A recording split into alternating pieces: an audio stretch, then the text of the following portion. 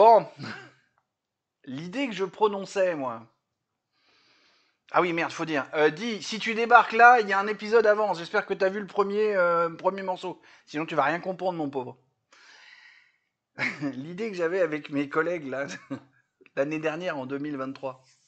Donc, je disais, pour un mort, soit tu inhumes, tu mets sous terre, soit tu incinères.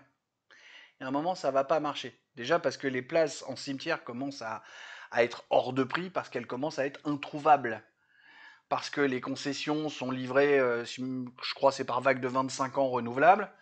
Sauf que le problème, c'est qu'au bout des 25 ans, tu fais quoi du corps? Parce que, comme je disais en début de vidéo, on bouffe tellement de conservateurs qu'au bout de 25 ans, les corps sont encore entiers, sont encore là, ils sont encore pas bouffés par les vers.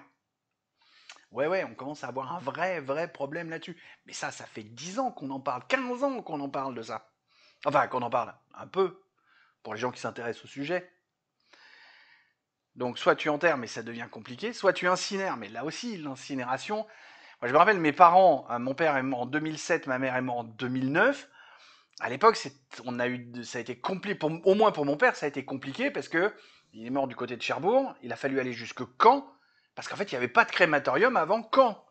2 ans plus tard, ma mère a été incinérée au moins du côté de Cherbourg parce qu'ils avaient enfin fait un crématorium du côté de Cherbourg. Ça a mis énormément de temps à rentrer dans la tête des gens parce que bien entendu, il y a des problèmes culturels, des problèmes religieux, Alors c'est normal, je suis pas en train de juger ça, pas du tout.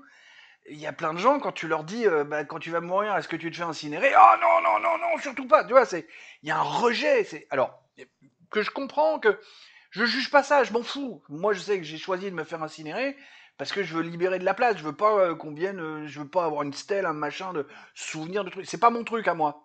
Mais je comprends très bien que ce soit le truc de quelqu'un d'autre.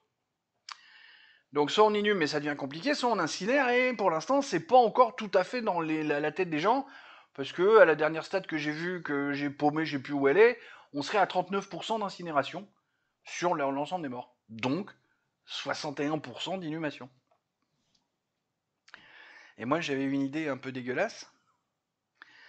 Alors, parce que moralement dégueulasse. Parce qu'après physiquement, c'était même mieux. Je vous donne les grandes lignes. Si quelqu'un a un peu de thunes, parce qu'il faut poser 50 millions sur la table, parce qu'il y a une usine à construire. Et puis on ira dans le Larzac parce qu'on est loin de tout.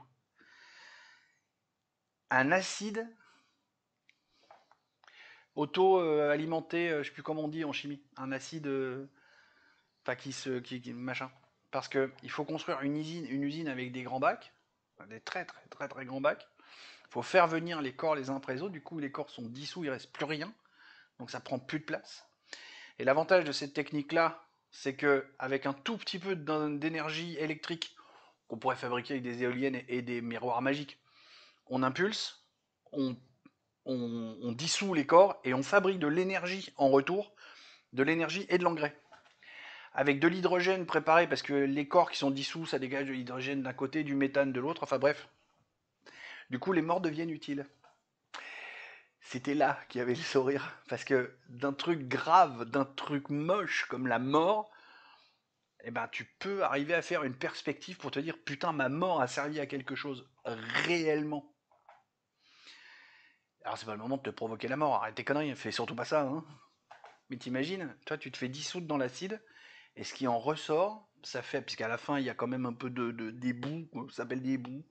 Il y a des bouts qui restent, ça, il paraît qu'on peut faire un engrais d'enfer avec ça. Et puis, ce qui se dégage, parce qu'il y a une réaction gazeuse avec ça, pouf, ça fait de l'hydrogène d'un côté, du méthane de l'autre, si j'ai causé avec quelques chimistes. Mais on en a causé en surface, puis moi-même, je suis pas chimiste, donc je sais pas. Voilà, donc si quelqu'un a un peu d'argent et puis un peu d'idées, on se monte l'usine parce que dans moins de 10 ans, on casse la baraque. Si ça branche quelqu'un. Voilà, c'était l'épisode sur la gestion des morts. Maintenant, il va falloir que je trouve une miniature pour faire ça et espérer qu'il y ait des gens qui cliquent.